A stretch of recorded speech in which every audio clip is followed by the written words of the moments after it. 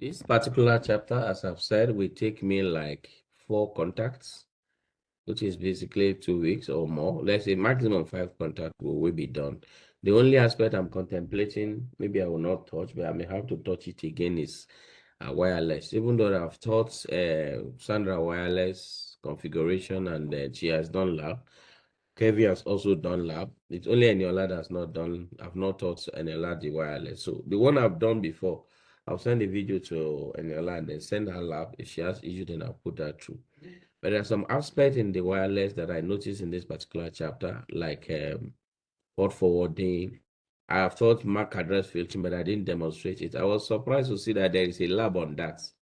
So what I've decided to do is, for those of you that have taught wireless already, I will just send the lab. Then when we get to that part, I will try to, if you're able to do the lab on your own, fine. If you're not able to do the lab, I'll walk you through the lab, which is, I went through the lab before our class like 2 hours ago. I was impressed with what I saw there. So if we are doing the wireless, let's just say 5 contacts, we're going to be done. So in 3 more contacts after today, we should be done. Then I sent you people a chapter on IT professional. And y'all, have you gone through it? Kelvin, please remind me to send that one to you today. That's the only chapter that will be left that I won't teach. It's just on customer care and stuff like that. Eniola, can you hear me? Yes, I've gone through it. Okay, from beginning to the end. It's like 44 Yes, 40 something slides. Okay. I I've will gone send it through to it. you too. Yeah, I will send it to Kelvin today too. Okay. All right, so let's fire on. So I'm going to be talking about social engineering attacks. So under it, we're just basically going to talk about social engineering. These are some of the things we are still going to meet when we enter cybersecurity class. It's more of talk. Most of the things we are going to be doing, no lab here now. I'm talking of here, but there are a few labs here. We're going to see some labs here also, but it's not serious lab like we did in networking or we did with installation. Just to do something, activate something on the operating. Like the last one where I showed you how to activate your firewall, antivirus, and all of that. You are going to be doing some labs like that. Social engineering. So what is social engineering? Cyber criminals use social engineering techniques to deceive unsuspecting targets into revealing confidential information. That is popular in Nigeria here. Somebody will just call you and say, it's your uncle in Canada that is talking. Uncle so and so. And if you happen to have an uncle in Canada, you can fall for that. And I'll say, oh, uncle. And then they begin to tell you all kinds of story and then trying to whine you to go and do some things or ask you for some information. That is just a good example of social engineering. So they deceive the targets to reveal confidential information. For instance, now I can try to be your friend just to get some information from you, like your the name of your pets, your mother's maiden's name, which your name is there. No, the reason why some of this question will be asked is because if you want to do password recovery for Windows, for instance, there are some security questions that will be asked from you. Those bad guys, they know all these security questions and they can come after you. The first of all, from friends with you, they create that relationship where they can now you trust them, and there is my friend. Then they came with a motive just to get some things from you. So social engineering is an access attack. We're going to talk more about this attack in cybersecurity. Access attack that attempts to manipulate individuals into performing actions, one, or divulging confidential information. Social engineers. Can you imagine what they call those guys? Anybody performing social engineering? Social engineers often rely on human nature and people's willingness to be helpful. So if you are naive or you feel, I just want to be there for somebody, you are going to hurt yourself in the long run or hurt your organization in the long run. And as simple as we think this one is, or let me say, we may think like this is not a big deal now. It is a big deal in the IT world. And why is social engineering a big deal? Humans are always the weak link. And I was going through one of the ethical hacking videos today. The woman puts a quote out. He said, how did she put it? To professional hack humans, something like quack or people that don't have serious skill, they hack computers. I say I like that because I was listening to our videos on social engineering because I just wanted to learn more about social engineering because I know I'll be talking about social engineering. Let me see the aspect she's coming from. That's something like the hackers. Okay, I think she put that hackers hack computers, professional hackers or something like that hacks humans. And that is an aspect of social engineering. So you may think this is not a big deal, but it's a big deal. And why is it a big deal? Humans working with organizations, for instance, when what's it called? Twitter was hacked. How was Twitter hacked? I think it was last year or year before. I think it was last year. How was Twitter hacked? They compromised somebody, got the person's identity to enter into the organization, or into their network, and that was it. Because every staff, we have username, password, you have access to some resources. And as long as I can trick you to give me your username and password, I'm in. I don't need to come in physically, I can come in remotely. So all of this is make social engineering very, very, very sophisticated. Once you can hack human being, that is social engineering. You're just manipulating them to do your wish, to do what they wouldn't want to do. And there is a lot to this. Like in that video I'm talking about, they train you how to conduct this kind of activity, how to engineer people, how to manipulate people, how to appeal to their psyche, and then they will give you the information that you are looking for. Social engineering is often used in conjunction with other network attacks. Sometimes you don't use only one. You got to connect the dots in the long run. For instance, now, if you have gotten one or two information before, that person, and you happen to mention that one or two information, the person's defense will just fall away. Because they will feel like, if you can have this information and that information, that means you are part of us or we are the same. So that is why this can go in conjunction with other attacks. Like, okay, Oga said this, and you mentioned the name of the Oga. Meanwhile, you have gone to their social media, you have gone to their website, social media site, you have gone to their website to go and check information about the CEO, about the manager, about the company, so many things you've gotten about that organization. And then by the time you start talking, you talk as if you're part of the company or you know a lot about the company. And before you know it, the person will pick interest. And then you people will be on the same page. So this is a big deal. I don't used to see it as a big deal before until I started digging deeper into some other materials. I can see that now social engineering is a big deal. That is why organization keeps on training their staff again and again and again and again and again, because they are the weak link. Humans are the weak link. Humans are the weak link. And that is why somebody put it this way: be a human firewall. Human firewall, as in you are not penetratable. They can't penetrate you. And when we talk about social engineering, there are different types of social engineering, and we're going to just walk through them one after the other. We have baiting, spear phishing, we have pretexting, solder solving, quid pro quo, phishing, tailgating, dumpster diving. These are different types of social engineering we have. So let's go through them one after the other. The first one, these are social engineering techniques now. So that means you can do it different ways. We can pass through different angles to carry out this attack. An attacker pretends to need personal data in order to confirm the identity of the recipient. Take, for instance, now, in Nigeria, they can send a message to you. We are trying to upgrade your account. Give us also information so that we can upgrade your account. Or, like one of my barber was telling me, he kept on getting OTP from his bank. And they will call in, some people call in from the back and say they are trying to upgrade his account. So you should give them the OTP, one-time password, that's OTP, that he just got.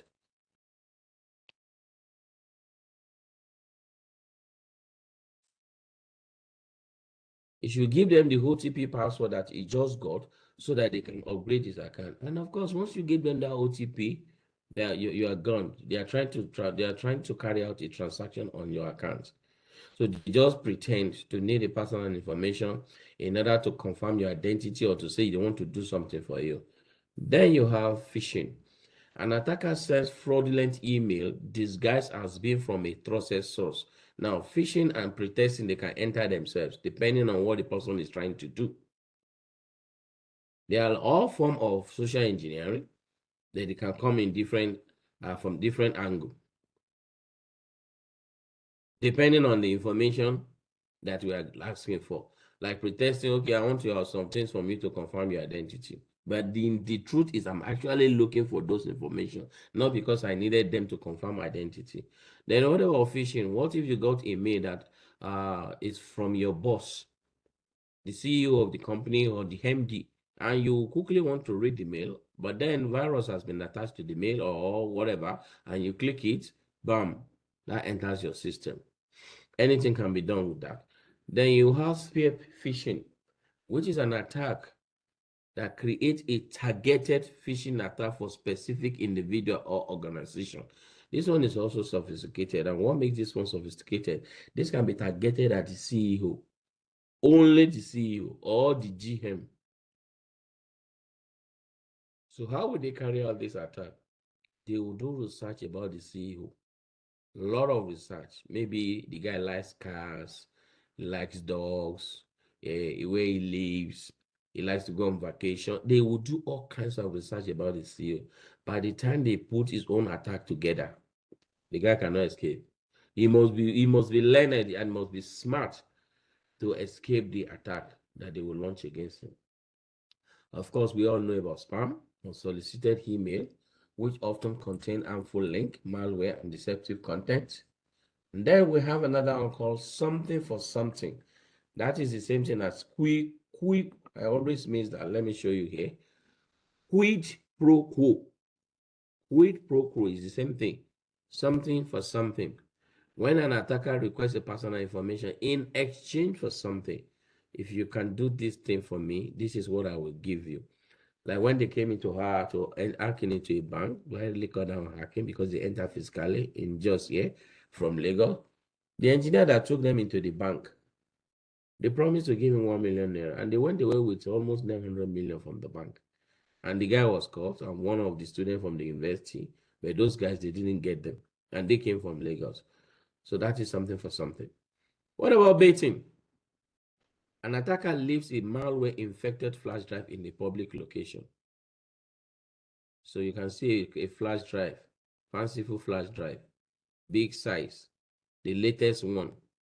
You'll be very happy to carry it and dust it up and say, this is a gift. No, it's not a gift. The moment you plug it on your network, on any computer in the organization, bam, you're infected. So it's the bait. Impersonation. An attacker pretends to be someone they are not. I've watched a movie before, and I'm sure you must have also seen a movie where people will come and say they are coming to do some repairs in the organization. That is impersonation. Impersonation. Then they will use that to enter the organization. Tailgating. An attacker follows an unauthorized person into a secure area. Take, for instance, now Sandra is going to her office, and I know she works in that environment, and I really want to enter that office just to go and do some survey to carry out attack. I can just follow her back to back as she is about to enter. And if they have security there, the security is not smart, the security will assume we're together. That's called tailgating. Tailgating. I will give her close marking and enter into that office with her. If the security is smart, they'll ask her, are you guys together? Or they ask me, who are you? Can we see your ID card and all of that? That's called tailgating. So it's also a form of social engineering technique. Solder solving. An attacker looks over someone's shoulder to steal information. And as a good example of this is you go to ATM machine to go and withdraw. As you are punching in your card details, somebody can be saying, oh, this is this guy's pay. Next time you come to that place, they create just unnecessary trouble at the ATM, around ATM. They do that sometimes in Nigeria here, just to swap your card, replace your card with another card. And meanwhile, they already have your password by just looking over your shoulder. What about dumpster diving? This one is funny. How can this be an attack? It is an attack. An attacker searches through trash for confidential information. You mean your dustbin is also valuable? Yes, to attacker. If you have some documents, you think you don't need them again, probably you tear them into two or three, and then you pack them together, drop them in the dustbin. That is gift, good gift to the bad guys. Because they will go to the dustbin, maybe outside the organization, or maybe they now trash those things completely and put all those pieces together. And then they will be able to get some information. And one of the things you need to know about these bad guys is this: they are never in a hurry. They behave like devil. They are not in a hurry. One day is one day. They believe they are going to hammer. So those are different types. There are others that were not mentioned here. I saw them in ethical hacking material. They were not mentioned here. There are other form of social engineering techniques, how people conduct this kind of attack. It's a form of attack. So maybe as you proceed in your career, doing more research when we enter cybersecurity, the others we're going to probably talk about, depending on what is curriculum. But you need to know the different type of attacks that are out there. But it's not enough for us to know about attacks. How do we protect ourselves? Protecting against social engineering attacks. Never give your username or password credentials to anybody. Never. Never. But people do this. See another one here. Never leave your username / password credential where they can easily be found. Some people will write their username and password and paste it on their computer. How can you do that? If it is a common knowledge, then you don't need to be giving username and password. We can as well unlock that computer for you completely and give you access, because anybody seeing that username and password can as well use those details to enter into the system, and then they can access the resources you have access to also. Never open email from untrusted sources. Any email you get, you don't have an idea of where it came from, then don't just open it. Let's assume you got an email from me and they said this is for me, and you are suspecting that email. The right thing for you to do is to pick your phone and call me. Roland, did you send an email to me? And if I tell you nope, that means they're trying to scam you, or they're trying to access your computer. Now, never release work-related information on social media sites. Social media is a big boom for the hackers. Big boom. Boom for information. Why did I say so? When you buy a car, you put it online, on Facebook, on your status. When you are doing birthday, it's on your status. You are traveling out of the country, it's on your status. You are at the airport, it's on your Facebook. You are flying out, it's on your Facebook. You are coming in, it's on your Facebook. That is just you creating digital footprint for hackers or bad guys if you become a target. And eventually, if you become a target, it will not be difficult to connect all the dots because of the social media. From there, they can size you up. Social media has its good part, but for some reason now, the bad guys are also taking advantage of social media to harvest information, because the information they will struggle to get, they are now being given freely on social media. You don't need to struggle to get those information. You are doing your birthday. People want to celebrate with you, but it is not only your friends that are going to celebrate with you. If you are a target already, the bad guys also see.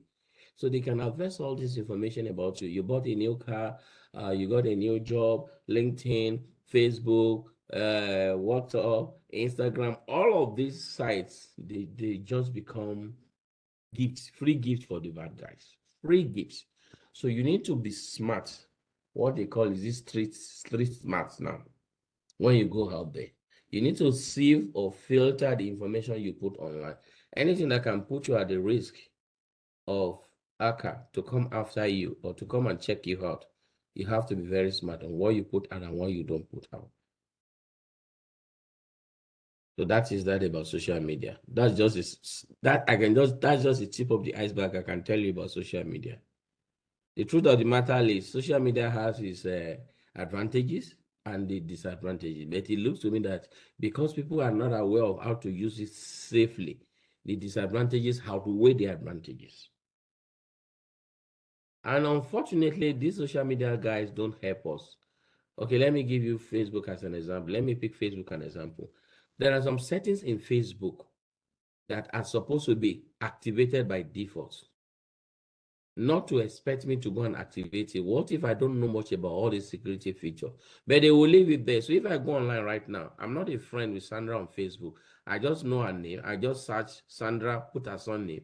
It will bring out Sandra's details for me to me, and then I will see her picture, click her profile, begin to see, go through all her profile and the picture, her friends, and all of those things. But there are features on Facebook you can activate. If I go and search for Sandra, even if it should bring out Sandra for me, if I try to explore her page, I won't be able to see all the stuff on our page because I'm not a friend.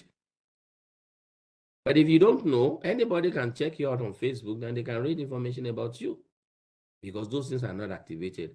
And Facebook and the rest of them, they did this kind of thing deliberately because they need to harvest information for adverts, and information is good for them. In fact, somebody said the next oil now, the new oil now, I'm talking of crude oil now. The new crude oil now in this world is data. And these social media people are getting big money from it. They harvest our data because we give this data freely. Look at WhatsApp, for instance.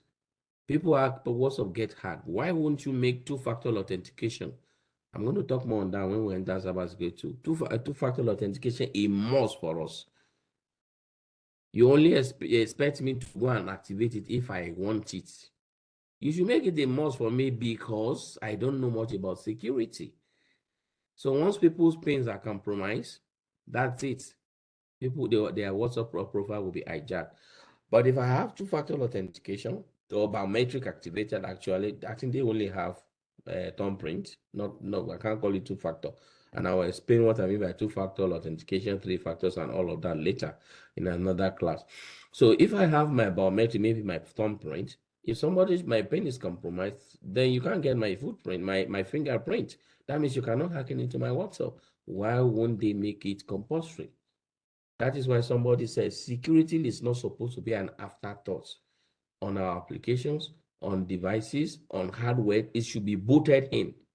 Is it integrated or booted in? I think booted in. The person use something like it should be integrated from onset, not an afterthought that you are not going to bring later.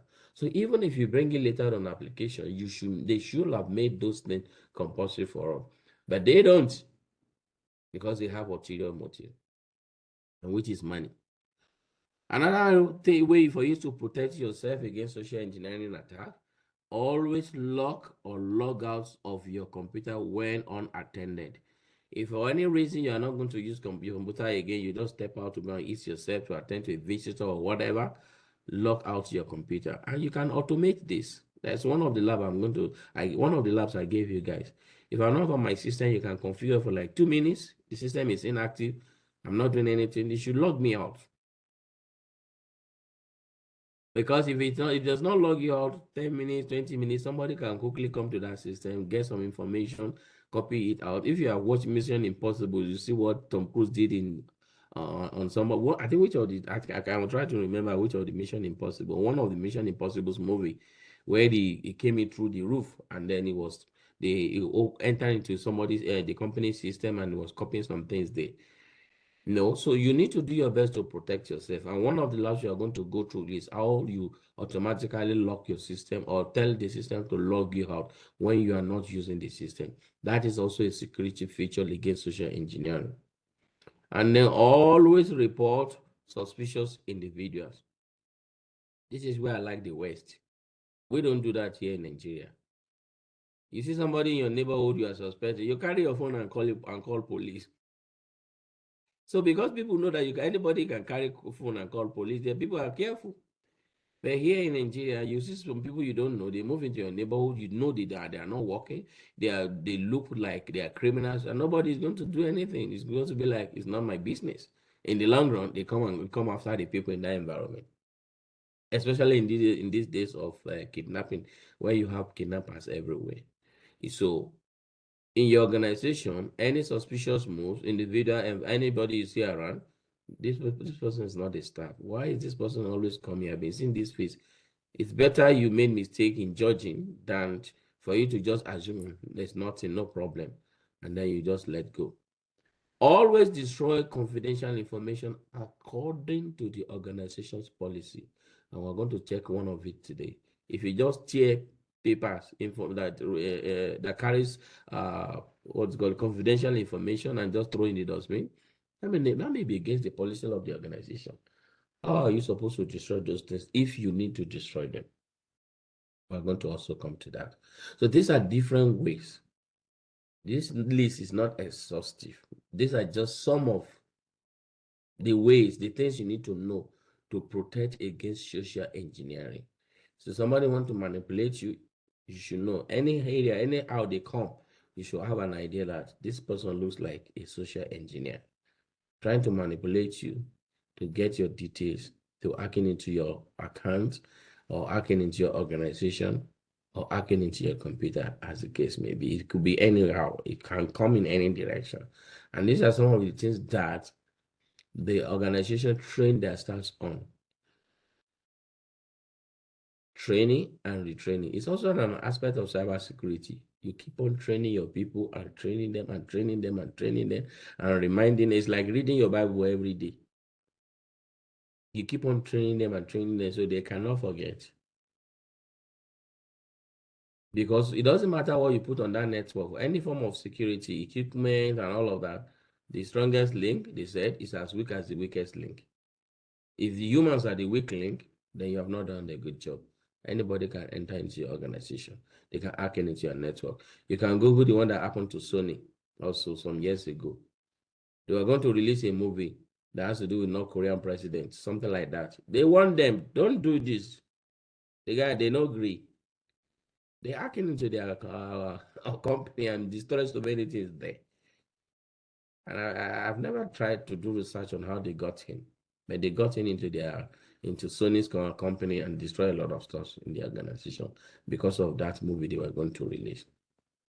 So that's what I have to tell you guys. I wanted to finish this part that day, but I think my battery ran down. I'm not talking about laptop battery, human battery. You know, I don't really enjoy classes that have to do with too much talk. I can't demonstrate anything. So it's difficult for me to stay for a long time. Talk. But in this particular chapter, we are going to have to talk a lot. So any question on that? Are we good on social engineering, attacks and techniques? Is Eniola still there? Yes, I'm good. Yeah. Calvin? I'm good, sir. Okay. Sandra? Yeah. Sandra, I hope you are not sleeping on us. Are you fully awake? I'm awake now. Okay, good.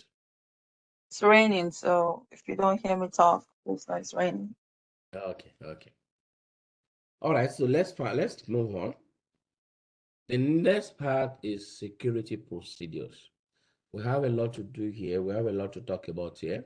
I have a target where I want to get to. If I am able to get there, fine. If I can get there, we'll continue in our next class.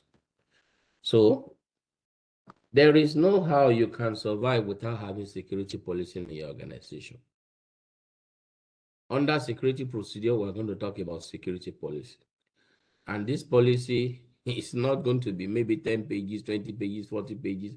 Sometimes by the time they are done with security policy for the organization, it could be 100 of pages for different things because there are different security policies. So what is security policy? Is somebody asking me a question? Eniola, are you talking? So what is a No, sir. security policy? Okay. What is a security policy? A security policy is a set of security objectives that ensure the security of a network, the data, and the computers in an organization. Set of security objectives, because if we don't have this objective or we don't have these policies, where there is no law, there is no sin. How do we protect ourselves? How do we protect our assets? How do we protect our network? How do we protect the data? What are the frameworks we can put in place? And it is a constantly evolving document based on changes in technology, business, and employee requirement. There is no how you are going to build a security policy document and tell me that this is for life. No, you are going to keep on improving on it. Because there are some attacks that are not relevant today, tomorrow they will be relevant. There are some attacks that are not known today, tomorrow they will be known. These bad guys are also evolving. And so we also have to evolve in our security policy document that we are going to create or we have created for the organization. Usually created by a committee with members consisting of management and IT staff. It is up to the IT staff to implement security policy specification in the network. So when you build the security policy, you have to implement. It is not enough to build the security policy document. We have to implement, or it's more or less like we have to enforce.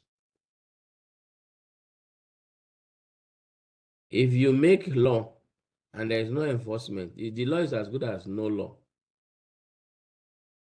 It's as good as no, the law is not made. There are laws in Nigeria that have been made for a long time and no enforcement.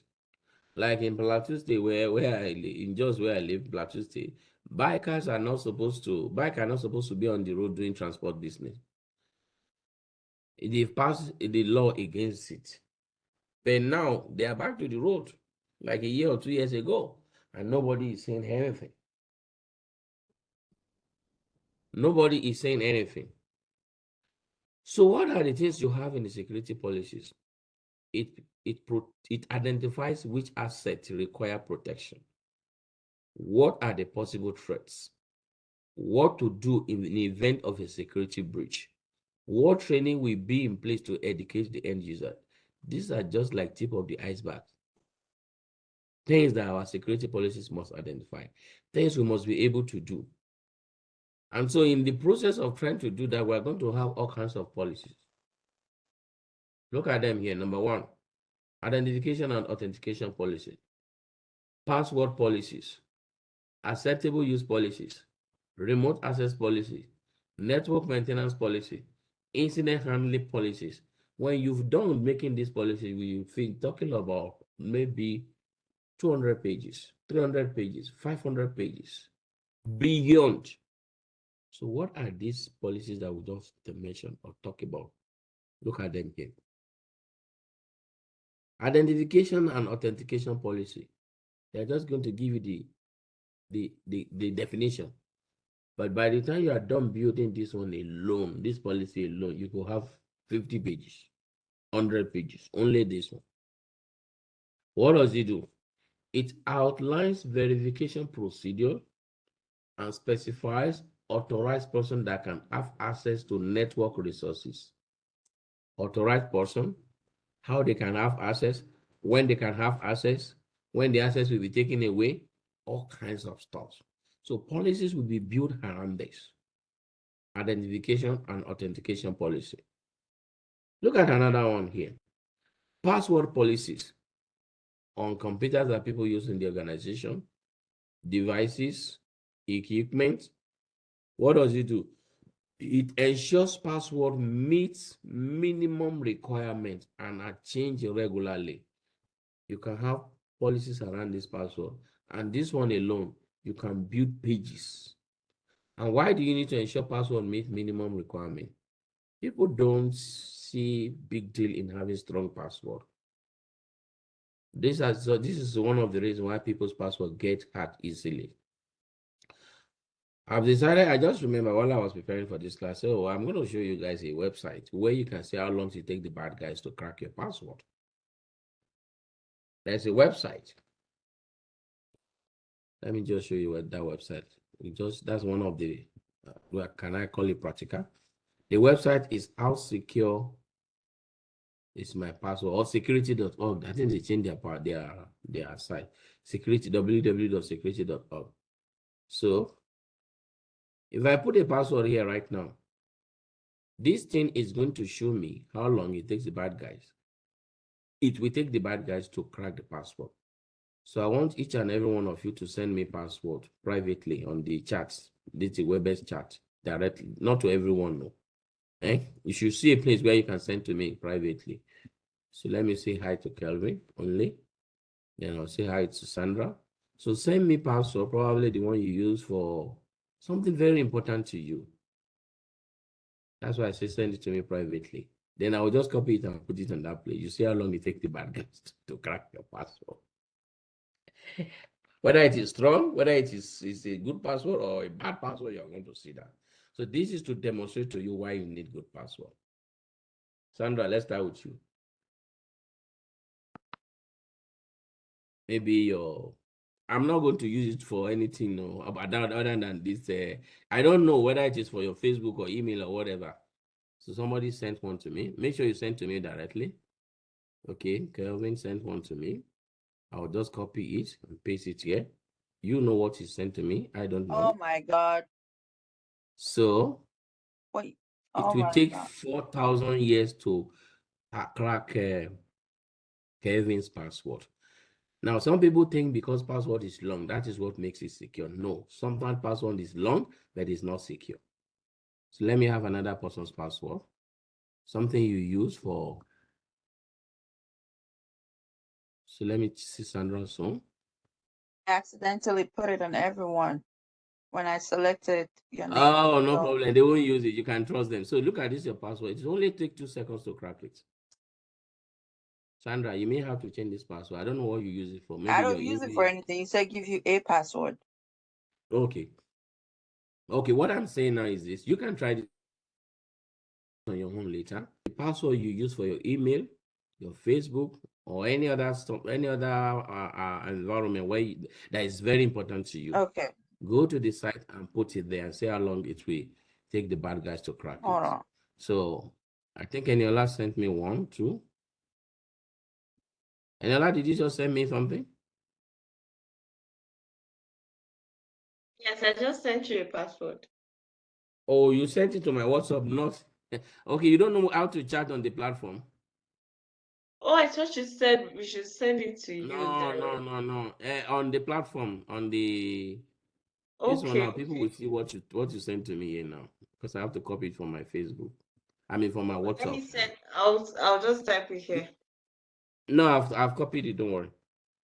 Yes, So sir. it will take 400 years to hack your password. Now, when we say 400 years, that is because the computing power for computers let me say, in this our generation, is not that sophisticated. When I say computing power, because they will run different algorithm. We're going to talk about dictionary attack later. By the time we come to what is called this computer, what's it called? Quantum computing. All this one that you are seeing 4,000 years, 10,000 years, when they use a computer, that quantum computing to run this algorithm, it may just be 1 minute. It may just be 2 minutes. So you people can play around with this website to see how secure your password is, especially any password you use with your email, with your Facebook, or anything very important to you out there. So this site will help you to see the beauty of strong password. When you create password, make sure it's long. Make sure it's a combination of special characters, uppercase, lowercase, and do not start your password with capital letter because the bad guys know that the beginning of every letter is always capital letter. Do you understand that? Are you with me? So if you want to write Sandra now, so Sandra is going to start with capital S. So try to not to have capital letter to start your password.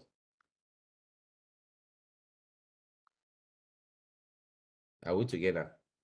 Yeah. So that is just one. So while I was thinking of showing you guys this one, I have another one I decided, okay, thank you. And so let me show you guys this one too. What if your email has been compromised? Huh? How do you know? There's a website also for you to find out if your email has been compromised. Haveibeenpwned.com. So you guys can send me your email addresses, anyone you use on the chats, the WebEx chats. Let me copy it and paste it there. Just the email address. I don't need your password. Kelvin? So if your email has been compromised, we can see from this particular site. So you can send it to me or send it to the general group. Since it's just email, it's a public knowledge. Everybody can know about that. Kevin, your email address. Okay. So this is Kevin's email address. Let's find out if Kevin is still safe. I'll copy it and put it there and click this punt. So good news, Kevin email has not been punned. Now, what I mean by punned, it means it is available for sale on the dark web. Dark web is an environment where the hackers trade. They have a lot of things for sale or for sale on that particular, on the dark web. They cannot use all those things, so they just made them available. So let's assume now Kevin's email has been hacked, and I happen to go to dark web to go and purchase some things. I can purchase his access to his email, and it's now my business to start searching his email for important information that can help me to get money from him, or hacking into his laptop, hacking into his organization, and all those kind of stuffs. So that is what they do on the dark web. Okay, whose email is this? I think it should be Eniola.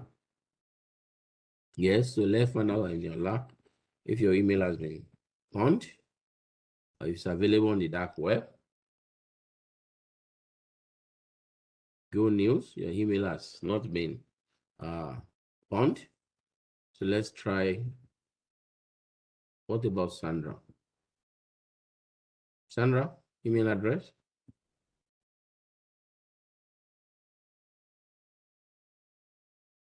One second. My stuff is not working. I don't know why. Hold on.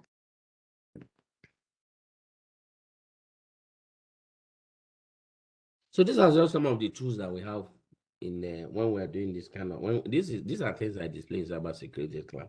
So I just thought about it. This would be lovely. Let me just show you guys some of these stuff. There are a lot of websites out there for us to do our job as cybersecurity. Did you say send it to you privately? I did. No, this one is no problem. You just email. Oh yeah, I sent it to you privately. So I was wondering why No problem. I've seen it now. So let's see if Sandra's email also is good. What if your email has been pawned? What do? Change your password. You activate biometric authentication. I think they have biometric on Gmail now, or two-factor authentication, something like that. That's just one of the ways you can further secure your email. So different things. So when policies are being made, it is for our own good. But unfortunately, in organizations, people don't want to follow these things. They feel that you are making life difficult for them. Now look at this now. When you see people should change their password regularly, this is stressful. For me, it is. Because Cisco used to force us to change our password as Cisco instructors on the academic platform. Like 3 months, 4 months, I can't even remember. And then I'll have to start cracking my brain. Which new password will I use? Or which one did I use last? So it's just stressful, but it's for my own good. So if they are building password policies now, it's going to be a lot of stuff inside it. Not just this statement that I read to you here. Minimum requirement must be met. They give you an example of what you should put together, how you should put it together, and all of those kind of stuff. Then you should change password regular. All kinds of stuff will be under here. So that is just one of the policies also. Then we have another policy called acceptable use policies. What does it do? It identifies network resources and usage that are acceptable to the organization and may include ramifications for policy violation. How do you make use of our equipment? Let's say computers now. Do you borrow people? Do you give your family members to use official laptop at home? All of those kind of stuff is going to be under this acceptable use policy. Then we also have remote access policy. How do people access the organization's resources remotely, especially for people working remotely? For people working remotely and you have to be in the office from home, how do you access the network? There will be a policy built around that, and you must fall in line. Another policy is network maintenance policies. It specifies network device operating system and end users application update procedures. How do we update the devices on our network? How often? Who is in charge of the update? Are they doing what they are supposed to be doing? Because if the updates are not carried out, those devices will be vulnerable. So there will be policies around the update. And this is another one here. Incident handling policies.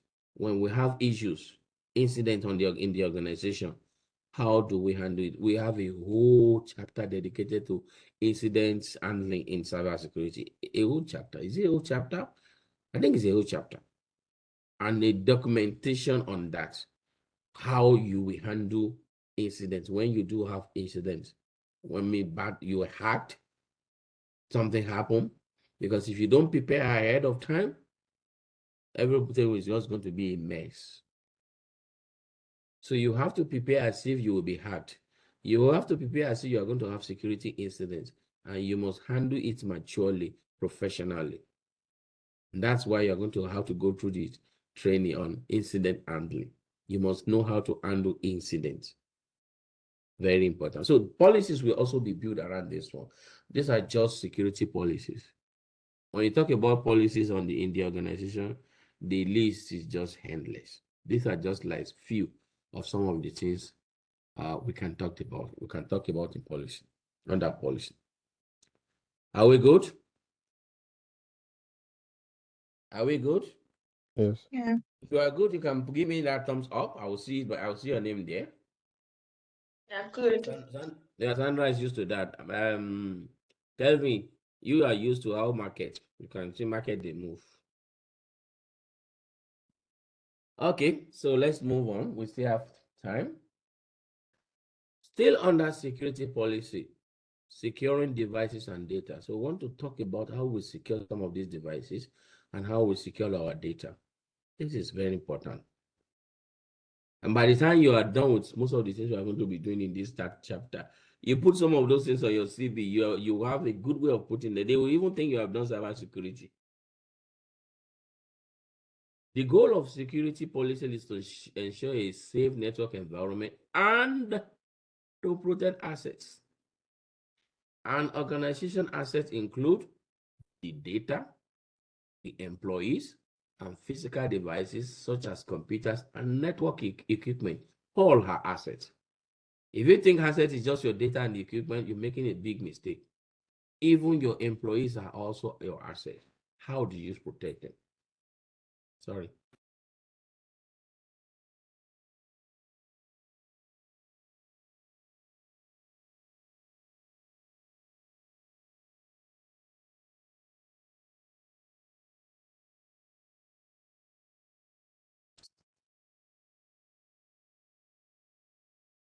Sorry, guys. So the security policy should identify hardware and equipment that can be used to prevent theft, vandalism, and data loss. And we want to talk about some of those things. How do you secure your devices? How do you secure your data? The first one we're going to be talking about is protecting physical equipment. And under it, we have physical security. It doesn't matter what you put on the network, what you put in your organization to secure. I'm talking of firewall now, technical stuff. If you don't have physical security, you're a gunner. So physical security is as important as data security, because if I can access your equipment, I will even lock you out. I will do password recovery on your router. I'll do password recovery on your switches. I'll do password recovery on your servers and lock you out and access all your devices. Once I can have access to those things physically. Unless, let me put it that way, except you have done some the needful on your computer or your server. If you did not do the needful because you think nobody can access those the resources on that computer or whatever or server, you're on your own. If I get access, for example, if a computer is taken from an organization, the data is also stolen or worse, is lost. If a computer is stolen, everything in that computer is gone. You don't have access to it again. The bad guys may have access to it, and I'll tell you why I use that word may access to it, or they don't have access to it. So in the long run, it will not be yours, it will not be theirs if you have done the needful. So we need to have physical security. How do we physically secure our network environment or our organization? Physical security involves securing access to an organization premises, access to restricted areas like your server room, the computing and the network infrastructure. You must secure all of these assets in your organization. The fact that people can enter the office environment doesn't mean that they can enter the server room. Anything ICT environment, you may have to lock it down and give only access to the people that are supposed to be there. If a medical personnel, let's use an hospital now, and the medical personnel want to enter the server room to go and do what? That should raise an alarm for you. So there are different locks you can use to lock down your server room. You have the conventional lock. You can see the conventional lock here. You have the deadbolt lock to save time. Electronic lock. You can see that. That's your punch key pins. You can see token bait where you use card. You can see biometric. And this is my favorite. Multi-factor lock. Multi-factor lock is a combination of all of these things here. Combination of everything. You put pin, you put your thumbprint, you facial recognition, you all kinds of all of these things is my favorite. Why would you want to go this direction? Because it's safer. But do you really have to go through this to get this kind of device? If it's expensive, it depends on what you have in that server room. If it's just a useless server room, excuse that word useless, maybe you don't really have things there that will pay you if it's stolen. You probably will be okay with something like this or just something like this.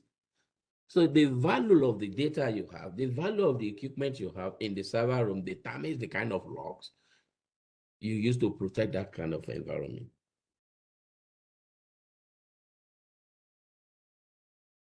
That's about physical. So still talking about physical. You can use what they call man trap. We know what man trap is. In banks, they use that man trap a lot, where you enter into the machine. That is like the entrance. You are the only one that will be inside that, and that is called man trap. In a high security environment, man trap are often used to limit access to restricted areas and to prevent tailgating, because two people cannot enter that thing at the same time. So a man trap is a small room with two doors, one which must be closed before the other can open. One must open first, the other is still closed. When you enter, then the other one inside will open. Typically, a person enters the man trap by unlocking one door. Once inside the man trap, the first door closes, and then the user must unlock the second door to enter into the restricted area. That is one of the ways you can implement physical security or protecting physical equipment. So how will the users enter this man trap? It depends. Like in the bank, you just press, in Nigeria, you just press one of the buttons. I think it's called green or so. Once that thing turns to green, you press the button, it will allow you. But in a highly secure environment, you don't install that kind of man trap. Look at what you got here. The user must have their thumbprint scanned to unlock the door to the secure internal area. That means that man trap has your data in its database. It has your thumbprint. If it is retina, biometric high, if it is voice, whatever is being configured to use, it must be, you must be factored in there. If your detail is not in that machine, you can't enter. You put your finger, no way, the door won't open for you. But the bank is not meant for the public, so you just press the green button and you are in. But that is just a mantra. So it is used basically to prevent tailgating. And of course, you can use it to allow to bring in authorized person when you put in biometric. And of course, you know the way this biometric works. You must have already been, the thumbprint must have been taken and saved in that machine, in the memory or whatever, where the database, there should be a small database of the machine. And anytime you are coming, it's going to, you just put your thumbprint to authenticate you, then you enter into the secure area. That's one of the ways you can secure, or you can control access to a secure environment. That's the only thing. I think I have more. I hope so. This is slide 24, 20 what? Just a minute. Like one slide is missing. 23. I think it's the only one. I think I have more than that. I will check the PowerPoint when we're done. So that is one of the ways we can secure physical environment. Under it, we still need to talk about how do we secure our computers and the network hardware. That this is talking about how they can enter the main area now. You can use it for a server room. You can use it for main door to the compound of the organization or the environment. It depends on where you want to place it. But beyond that, we can still do some things to further secure the computers and the equipment on the network. We can do some other stuff. So like what?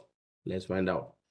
Organizations must protect their computing and network infrastructure, including cabling, telecommunication equipment, and network devices. How?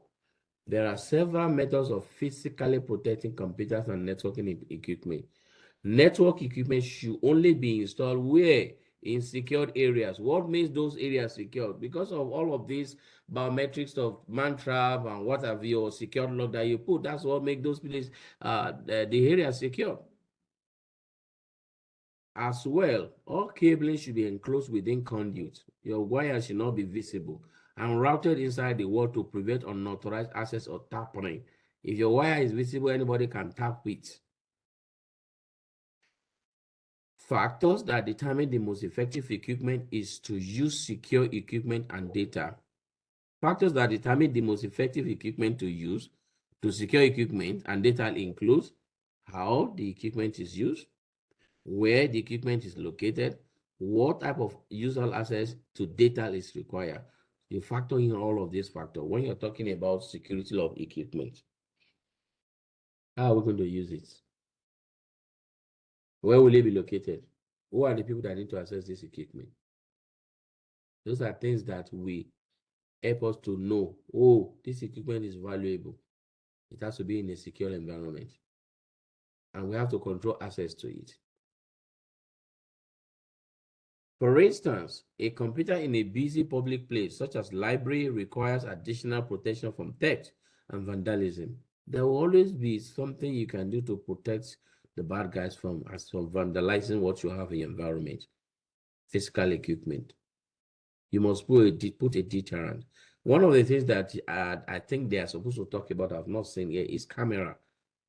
Surveillance cameras also can help. Even if nobody is watching, it could be a deterrent. So they believe somebody is watching somewhere.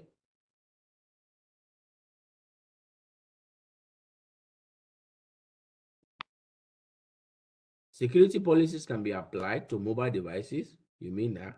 Is it possible? In a corporate network through enterprise mobile management software. What do you mean by that?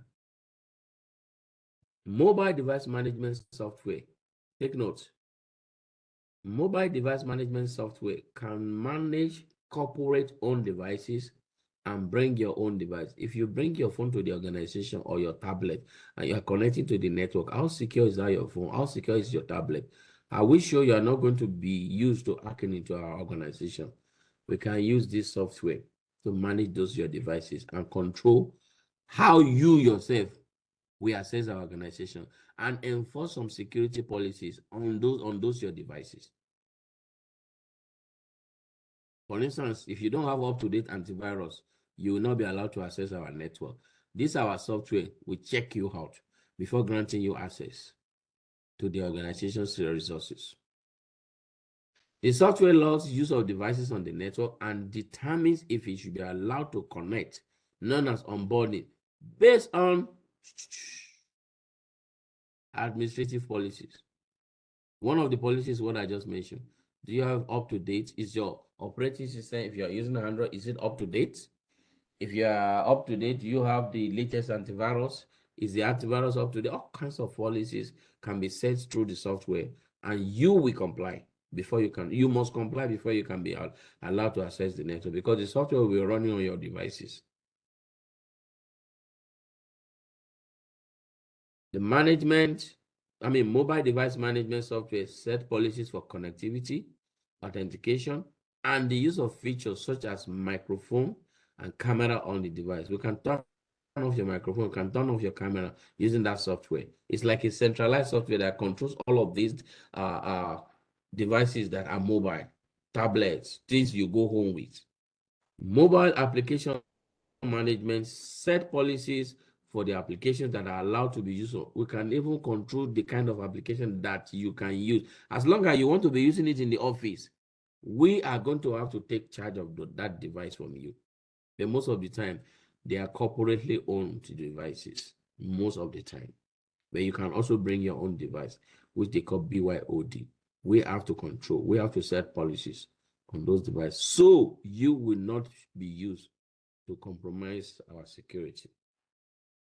So it keeps corporate data secure and away from applications that are not allowed to process it, because you can be the weak link that will be used to access our organization.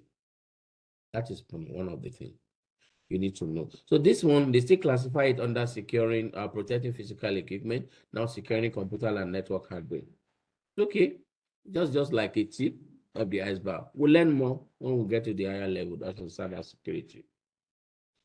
So the next part is our data. How do we protect our data? Don't forget this part now, this section today is protecting the equipment, the assets. The assets, data includes our assets. The employees are also part of the assets, networking equipment, and all of that. Here now we want to talk about how do we protect our data? And data is your greatest asset. Any organization in the world, the data is our greatest asset. So we must find a way to protect this asset. So data is likely to be an organization's most valuable asset.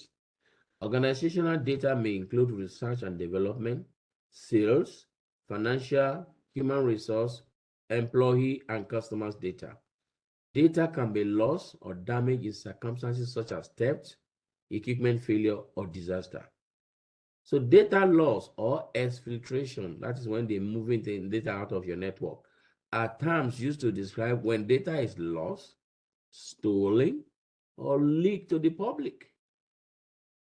And data can be protected from data loss using, number one, data backup. You need to know how to do this because it's going to climb your CV. Disaster recovery. You need to know how to do data backup. That PowerPoint I sent to you, chapter 14, talks about the backup, cloud backup, and local backup. You need to know how to do local backup. You need to know how to do cloud backup. That is key for you. In case you get, because everybody, all organization want you to, they want to know, how can you help us if we run into trouble? How do we recover from disaster? One of the ways they can recover from disaster is by having data backup. And that is one way to protect data, not because your data is not leaked or lost, but you can bring it back because you have a backup. And of course, you can also do file and folder encryptions and permission. You also need to know how to do this encryption and permission for the files and folder in your organization. What is encryption? You make the data unreadable for your enemy. For instance, there's one video I'm going to play for you guys this evening. It's one of the lab I sent to you. If you do that on your laptop, even if your laptop is stolen, somebody should remove your hard drive and go and plug it on another computer. They cannot read what is there. I'm going to show you how you can basically render your laptop useless if somebody should steal that laptop. But you have to be careful. You need to take caution, and I'll tell you why when we get there. We are supposed to get to that level today. So if your data is lost, what can happen? Brand damage and loss of reputation. Like that's year, I think it was last year or two. You guys can Google it. When British Airways database was compromised and so many people's credit cards were stolen and all of that, it's already affected their brand. Loss of competitive advantage. Your competitor can take advantage of that. Loss of customer. You can lose customer. Loss of revenue. You lose money. Legal action resulting in fine and civil penalties. Of course, you go to court sometimes. Significant costs and effort to notify affected parties. In trying to reach all the people that are affected, you spend a lot of money. Significant cost and effort to recover from the breach. In order to recover back and put everything back to normal, use a lot of money. So in the long run, it is cheaper for you to spend money to protect your data, hire cybersecurity guy, put everything in place, than allow your data to be leaked or to be lost, because you're going to spend way more than that.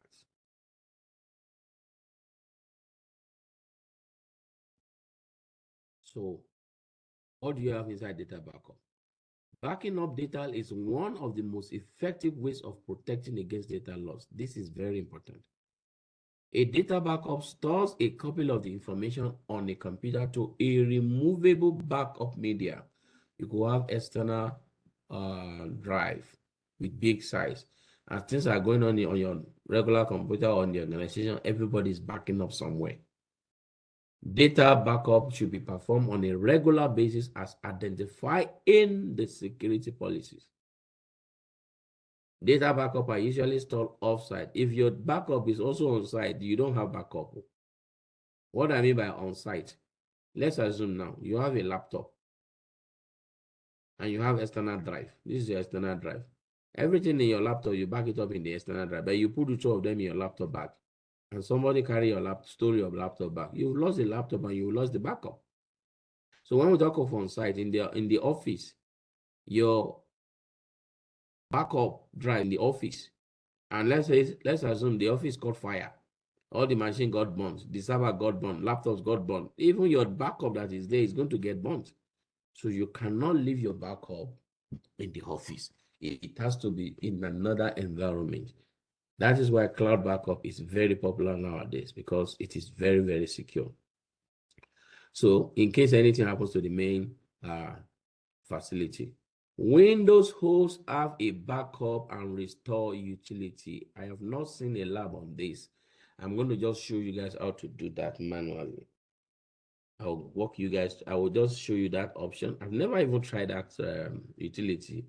It was when I was preparing for this particular part of this slide, I said, Windows has this.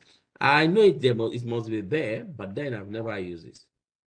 And of course, Mac also have their own utility. They call it Time Machine to perform backup and also restore. So in other words, I should be able to do backup to my external drive, and I should be able to restore in case I need to restore whatever I have in that place.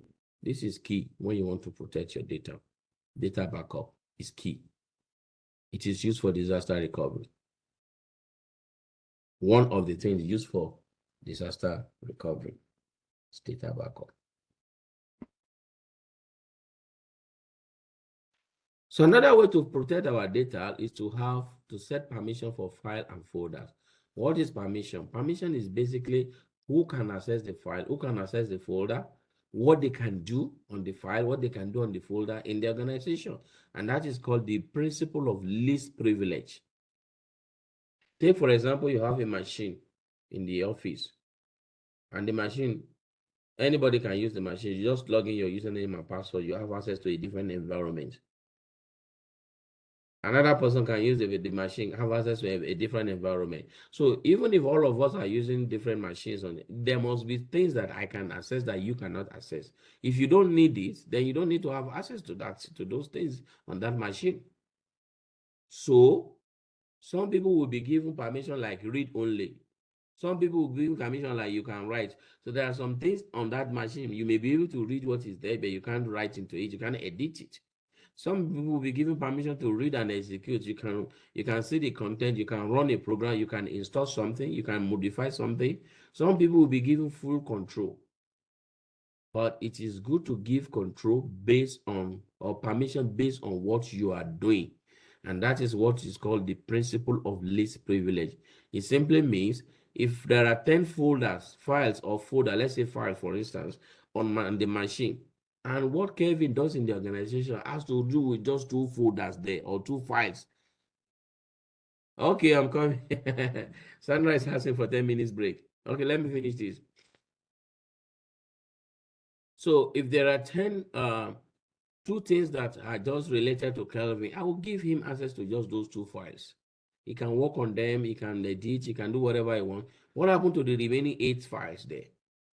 If Kelvin should be compromised, if username and password should be compromised, it is only the file he has access to that will be in trouble. The remaining 8 files in the environment are secure. That is what is called Kelvin. Just bear with us. We have ladies in the house. You are a German. You are a German machine. 10 minutes break. I'll give you guys now. So that is why we are going to have you have what is called the principle of least privilege. Okay, so let me give you guys 10 minutes break. Let's meet in the next 10 minutes. I need to talk to somebody. Then I will be back by 7:20. Since Sandra also wants break. Kelvin, I know your blood is hot, so there are the people in the house with you are ladies. So you need to be patient with them. Are you with me? Yeah, no problem. All right, 10 minutes, please.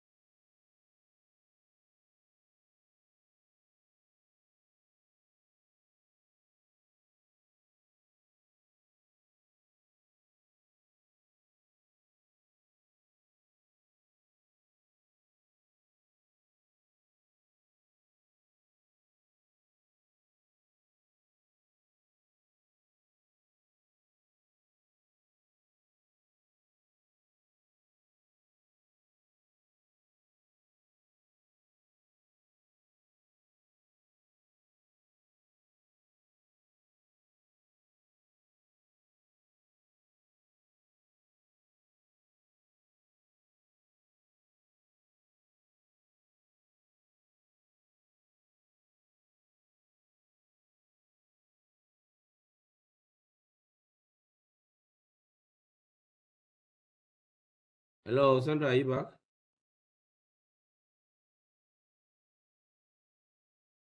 Kevin, are you there? I'm always. Okay. Eniola, are you there? Yes, I'm right here. Sandra, are you back? I'm here.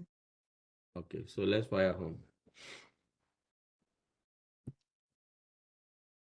So the break helped me too now to relax my leg and walk around small and then come back and sit.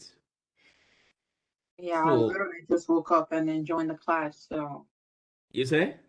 I literally just woke up and joined the class. So I worked Okay. last night. Yeah. Okay. And maybe next class, maybe before we enter class, you wake up on time and then move around so that you'll be fully awake. All right, so let's talk about file and folder encryption. I sent you guys a lab on this, and you have to, I will advise you practice the lab. Encryption is often used to protect data. Encryption is where data is transformed. Look, take a look at this. I like this way they put it. Encryption is where data is transformed using a complicated algorithm to make it unreadable. A special key must be used to return the unreadable information back into the readable data. Who is going to put the key? The key is like your password. You are going to put the key that algorithm will use to encrypt the data. And when you want to read back, you will respond with that key for that data to be readable. And that is what I've just explained. When you encrypt your hard drive, for instance, now, if the laptop is stolen, not only the hard drive, there are other things we are going to see before we enter this class. Even if the laptop is stolen, all those, the hard drive, if it's removed and they put in another system, because you have encrypted everything on that drive, it's going to be useless to the bad guys. And for some reason, people don't do encryption. Why did I say that? One of the attack that took place, I think it was last year or year before, I can't really remember. And all over the world. Let me put it this way: all the attacks that happened all over the world, where they stole people's data and all of so, it was said that only 3% of the organization encrypted their data. So 97% of the organization all around the world did not encrypt their data. So the hackers had access to staff's information, credit card, in the what's it called, the confidential information and all that. All they needed to do was just to encrypt the data across all board, encrypt the data. And for Windows, it's very simple. There are other complicated software out there that can be used to encrypt. So I will advise you do this lab. Encrypting file system, EFS, is a Windows feature that can encrypt data. What is EFS? EFS is directly linked to a specific user account. Only the user that encrypts the data will be able to access it after it has been encrypted. EFS is, let me say, when you encrypt your data, that's the best way to put it to you. Kevin, you will understand this better next week. We have different file systems in the computer. But when you encrypt data, the file system change completely when you encrypt data. We're going to talk about different file system when we talk about the OS this new week that we're going to go into. I think it's supposed to be tomorrow. So we'll talk about different file system. But when you encrypt, when you encrypt that file system, or when you encrypt the data on the system, that is the best way to put it. Your file system will change somehow because of the encryption. Because whatever you have on that system is now unreadable until you put your password, until you log in into your system. That is when it becomes readable. This is one of the features in Windows that can be used to encrypt our hard drive, the one on the system, and then the external hard drive, like your flash drive. Windows has an inbuilt feature or capability for you to encrypt the whole hard drive. So let's talk about those features. Windows BitLocker and BitLocker to go. You can encrypt an entire hard drive using a feature called BitLocker. There is a lab I gave you guys on this. You can encrypt an entire hard drive using a feature called BitLocker. So to use BitLocker, you must have at least 2 volumes. At least 2 volumes must be present on the hard drive. When you talk about 2 volumes, you are talking about 2 different partitions. So if you've forgotten how to create partition, you can listen to my disk management video. And to use BitLocker, I need you to take note of this now. To use BitLocker, you must also have trusted platform module enabled in the BIOS. What is this TPM? Not all systems have this. Like my laptop doesn't have this TPM. What is TPM? The TPM is a specialized chip installed on the motherboard. What does it do? It stores encryption keys, digital certificate, and password. You know, I just mentioned password. I just mentioned encryption, then encryption keys. Digital certificate, what are digital certificates? It's also another ways of authenticating. That chip is the one that will store your key or the password or the digital certificate. And if you don't have this particular chip on your laptop, you cannot use BitLocker to encrypt your hard drive. As a matter of fact, when Windows 11 came out, it was attached to this. They tell us that if you don't have TPM, you can't use Windows 11. I don't know how people got away around this. I don't have TPM on my system, and I was still able to install Windows 11 on my system.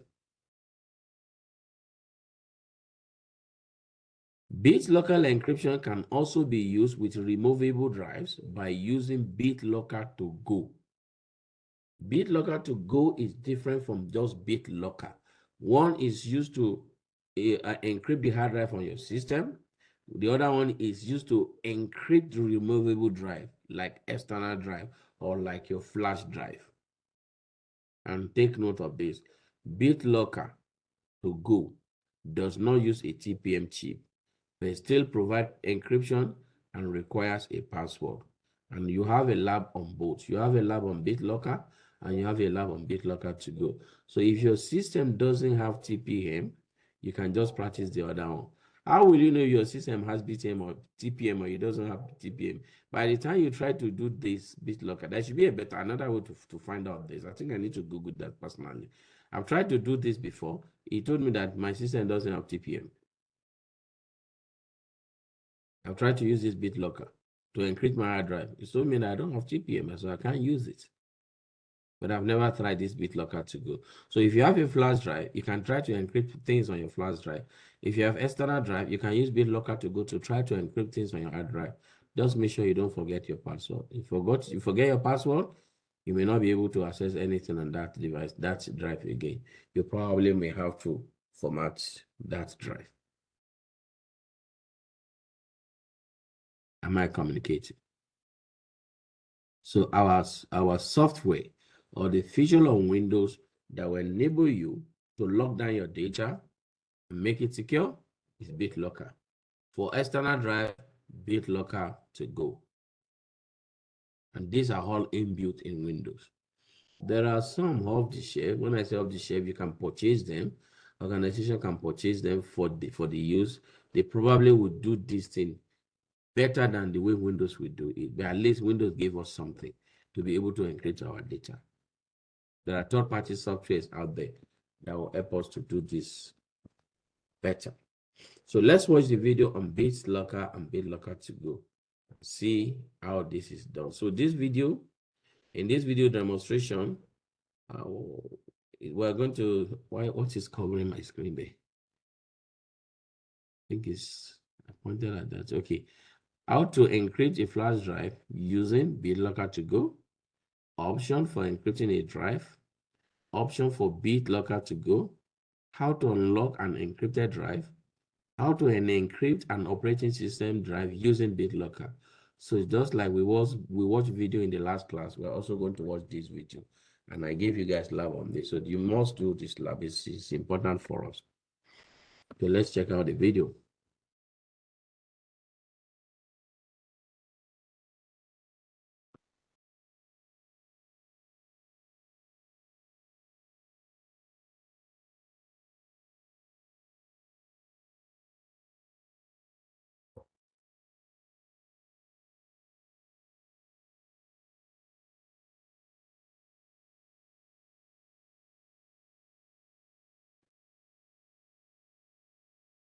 Sandra, I mentioned this platform to you and Eniola in the last class.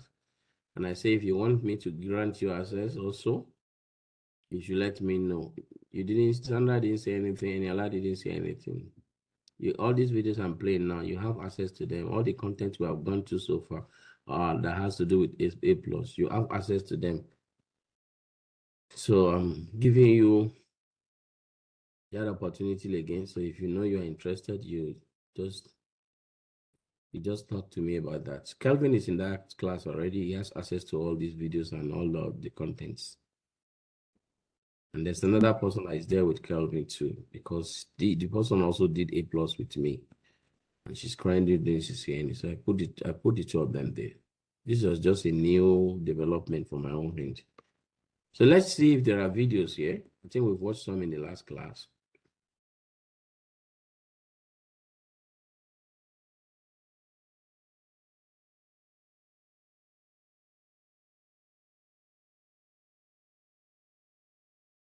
I should have opened it before. Those are the timeouts. Maybe during break, I'll be opening any video I need to put it once we're going to our break. So we watch this, how to protect against malware. I will watch how to remediate, how to get rid of malware. So there should be another video down there.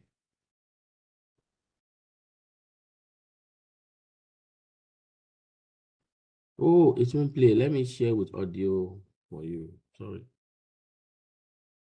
I mean, it will play. You guys won't hear it. Let me share with audio.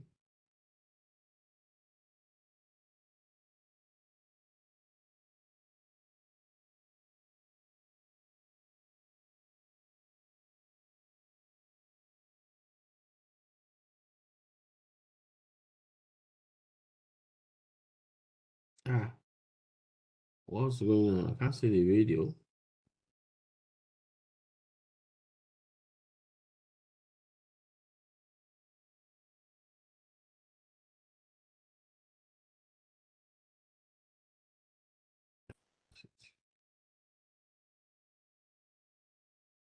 What's the video, guys?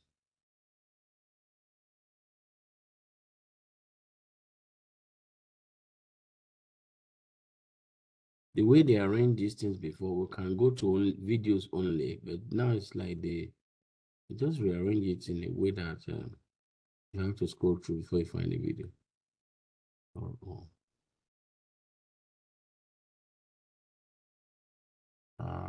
This video is not here. Okay, so just to save time, I will sit down with it and look for it. Then our next class, I will make sure that I get it. Of course, you are going to do it in the lab. I would love to have shown you guys the video, so you also see how it is done before you go and do the lab. I can't find it here. So just to save time, I'll look for it. Let me see next. Next should be another chapter now. Okay, maybe it's under the security. It should be under here. Sorry, it should be under the security policy.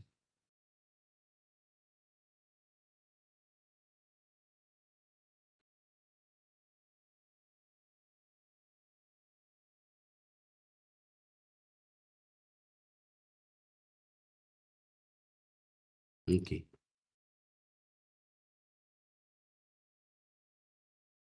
So this is the video. Let's watch. It's 9 minutes, so we'll have to be patient. Hello everyone, we are here to cover BitLocker and BitLocker to go.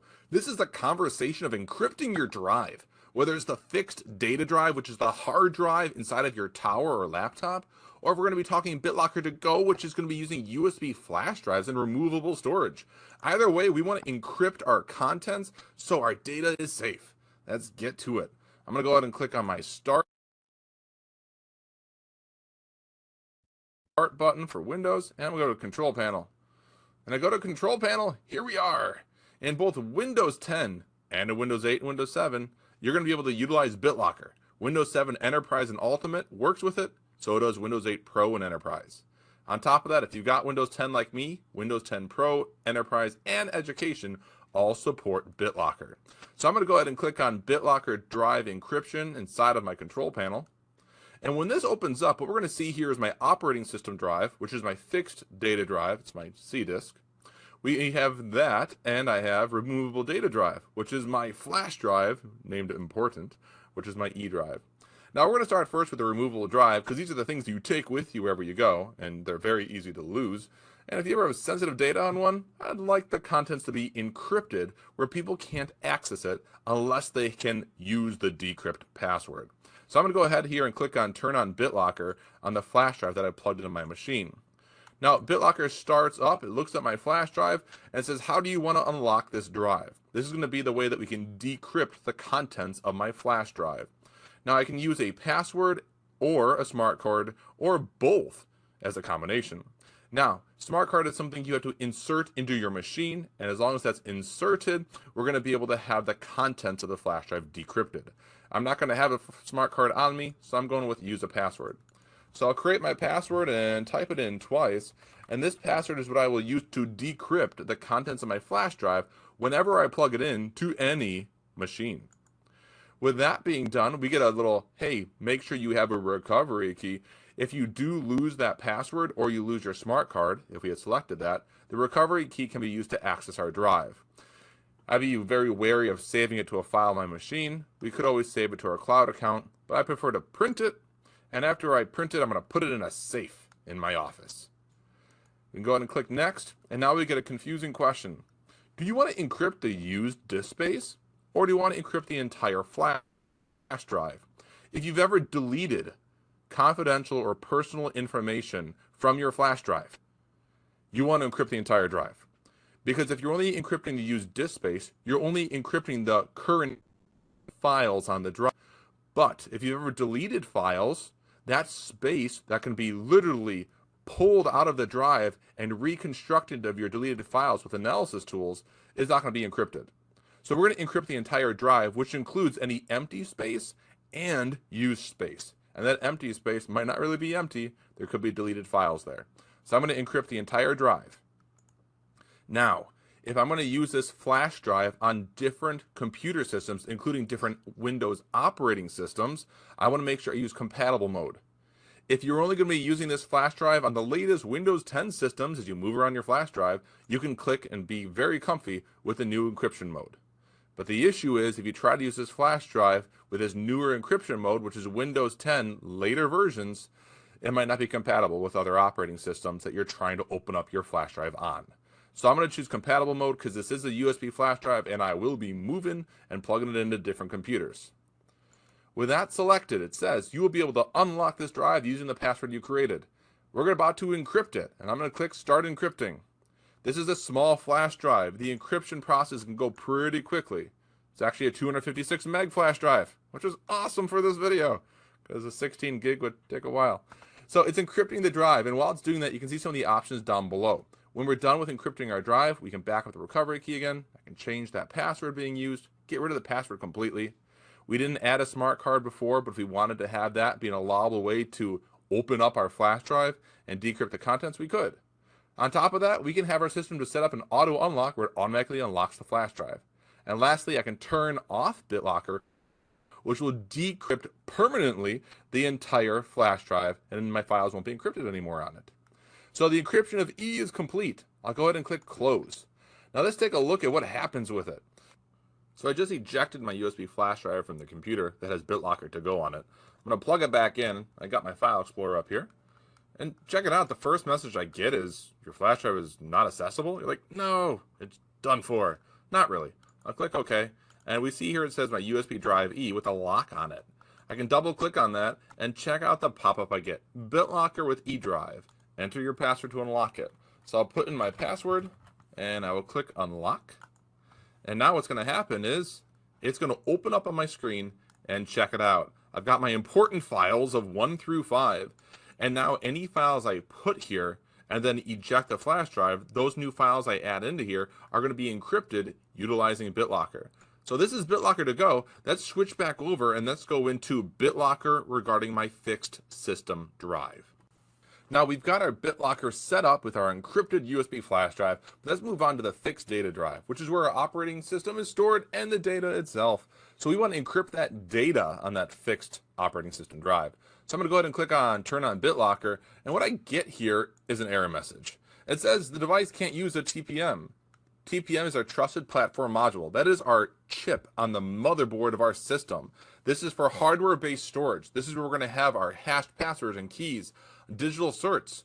This is all stored on a TPM chip. Now, if your system isn't set up to use this, or your system doesn't even have it, there are other ways to still using BitLocker using software. So to do that, I'm going to click on my Start button. I'm going to type in gpedit followed by .msc. And we have here this, let's say, console doc. And really what it comes down to is we have an editor that pops up with a snap in, and I need to change a system setting. And for me, that's in Administrative Templates, Windows Components, and then inside of there, BitLocker Drive Encryption.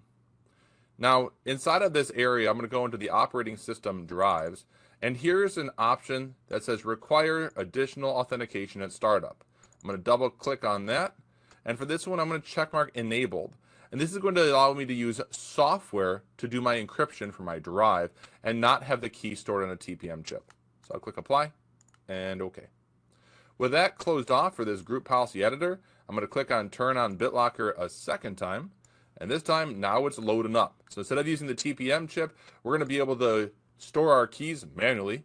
We can either insert a USB flash drive in order to have our drive decrypt to access our contents, or we can use a password. I don't want to rely on a flash drive, so I'm going to click enter a password. I'll choose a password, which will be used to decrypt my entire hard disk drive of my machine. Click next. Now, just like we saw before with the flash drive, with BitLocker to go, we can have a method for recovering if we lose that password. Again, I would print it, and I'll have this thing then stored in my safe at my office. Go ahead and click next. Just like we saw before regarding the flash drive, encrypt only the used disk space, which is the files that are currently on the drive, or encrypt the entire drive, including that free space where you could have had deleted files. So I would do the entire drive. Now, just for speed of the video though, this is a hard disk drive. I am going to use the used disk space only, just for the speed of the video. Again, regarding compatibility modes, I'm not planning on taking my fixed hard drive out of my computer tower or my laptop and moving it to a different system. So leaving the best encryption mode possible, which is the new one for fixed drives, I'm keeping that. So I'll go ahead and click next. And now we can have a system checkmark checked off. And this will actually make sure that we can utilize the recovery encryption keys correctly before we just literally encrypt the entire drive. Think of this as saying, hey, go ahead and encrypt your drive without making sure that it's going to be able to decrypt. Ooh, that would be scary. So we want this check marked as an extra safeguard, and I can go ahead and click continue. At this point in time, I'm going to get a pop-up that says my computer must be restarted, and after the restart, our video will continue. So the computer is rebooting. I get my BIOS splash page, and instant BitLocker. We need to enter our password to unlock this drive. Until we put in our password, my hard drive is encrypted, and the data on it is encrypted and inaccessible. So if I enter my password here, it would take me into my Windows loading screen, and I'd finally be back on my desktop. So this is BitLocker to go and BitLocker on our fixed drive. Thanks for watching. Practice and use this awesome tool and become that IT professional. That is interesting. So can you hear me? Are you guys there? Yes, sir. You are not the only one that learned something now. I just learned something too. I did not know. I've never had it. I've never read it anywhere. And I can use BitLocker. There's another option to activate BitLocker. I'm just hearing it for the first time in that video. Just like you people were hearing it too. So I also learned something. So I think that should be in the lab also. I don't know. I'm not sure. I've not gone through that lab, but I've only practiced this BitLocker the way I read it before, not in this curriculum, but it didn't work for me. So that is how you secure your computer. One of the ways actually that you secure your computer, you activate BitLocker. And of course your drive, you can use BitLocker to go, and that will keep you secure. Are we good with that video? Any question on the video? I see we have 15 minutes. Kevin, are you there? Yeah, I'm there. Okay. Sandra? I'm Hello, here. Sandra. I'm Okay. here. You are good, right? With the video, you understand everything? All right, so this is the lab I sent to you guys on BitLocker and BitLocker to go. So you follow the steps, and it has also been displayed in the video. And That is all about that. So I'll soon be wrapping up. I have 15 minutes left. I have a place, a target where I want to get to. I hope I'll be able to get there. So I'll be rushing now. Data destruction. How do you destroy data if you are no longer if you don't want to use hard drive again? Maybe you want to discontinue the use of hard drive because you upgraded drives and all of that. So there are ways you can deal with that, because if you just go and throw away the hard drive, you may be giving out free information to the bad guys. So let's talk about data wiping magnetic media. Protecting data also includes removing files from storage devices when they are no longer needed. Take note of this now. This will shock you. Simply deleting files or reformatting the drive may not be enough to ensure privacy. That you deleted files or formatted hard drive doesn't mean the data everything is gone. There are some softwares that can be used to recover the data that you deleted or you formatted. That's why the way organizations used to get rid of hard drive is completely different. They have different ways of getting rid of hard drives. So software tools can be used to recover folders, files, and even partitions on your drive. For this reason, storage media should be fully erased using one or more of the methods listed in the figure. Number one, you can use data wiping software. There are specialized software that can be used to clean up the drive. And when it cleans the drive is thoroughly cleaned. And then you can use another ways of also getting rid of the data on the drive. The Gaussian one, that one it uses like a magnet to get rid of everything that is in the drive. And you also have, okay, let me just read this one. It consists of a wand with a powerful magnet, which is held over the exposed data hard drive platters. If you have seen the hard drive before, regular HDD, not SSD, it has a platter like a player. When you record players in those days, you see the rolling play, the platter and something, the read and write head. And so they will use magnet to eliminate all the feed on the hard drive. Hard drive platters must be exposed. Take note of how they use this one now. It must be exposed to the wand for approximately 2 minutes. But there's another way they also get rid of data. They use this one called electro-degaussing device. This one in seconds is done erasing everything on the drive. These are the means you use to erase the data on any storage drive device you want to get rid of in an organization. You don't just format or delete things there and throw them away. But the case is different for SSD. SSD is just a glorified flash drive. SSD are comprised of flash memory instead of magnetic platters. It's not like a regular hard drive, HDD. Common techniques used for erasing data, such as degaussing, are not effective with flash memory. Perform a secured erase. That is for our SSD now. To fully ensure that data cannot be recovered from an SSD or hybrid SSD. When you have hybrid SSD, it's just an SSD that has one part as SSD, the other part as hard drive, regular hard drive. They came up with this option when SSD was still very expensive. But now that SSD is becoming affordable, people don't use hybrid SSD again. We use full SSD. Other storage medias and documents, e.g., optical disk, eMCC, USB-C must also be destroyed. If you have any of these storage devices and you no longer want to use them in the organization, you destroy them completely. Use a shredding machine or incinerator that is designed to destroy documents. For documents, majorly, they shred them. They shred document, kind of you're grinding the document in pieces. And of course, the media, sometimes they use incinerators, just like you cut through the storage space where those data could be written, where they can be read from or where they can be recovered from. You cut through. When thinking about what device must be wiped or destroyed, remember that devices beside computers and mobile devices also store data. So don't be particularly about hard drive, SSD, USB, eMC. There are other devices also that can store data, e.g., your printers can store data. Printers and multifunction devices may also contain a hard drive. Some printers have hard drive. They can cache printed and scanned documents. These features can be turned off in some instances, or the device needs to be wiped on a regular basis. Because if your printer has cached almost all the things that he has printed, maybe for 1 week, 2 weeks, or 3 weeks, I can as well, if I lay my hands on that printer, and I can print all those things out. Just connect it to a computer and everything will be printed out. So have a copy of all of those things. So you need to be aware of that. Hard drive recycling and destruction. So when you don't need the hard drive again, what do? Destroy it. How do you destroy it? You can use incinerator. They can punch through. But you can also recycle a hard drive. When you want to recycle a hard drive, it simply means you want to reuse the hard drive. So one of the two can be done.